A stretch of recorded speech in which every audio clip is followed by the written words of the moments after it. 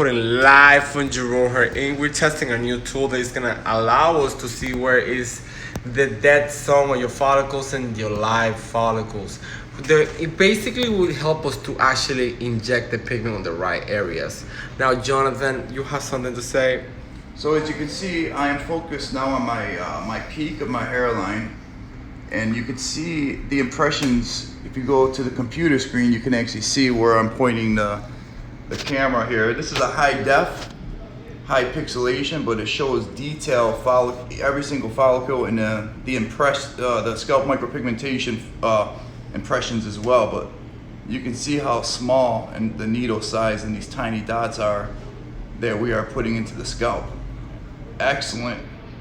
So our scalp pigmentation follicles actually replicate an actual human hair follicle. So this is my hair maybe at like 5 days growth. So if you see, if I was to actually shave this down, which we'll show another demonstration later, you can actually see how tiny these impressions are. But let me try to zoom this in so you guys can actually see a nice, there we go. And we're gonna do another test later. You can actually see the impressions.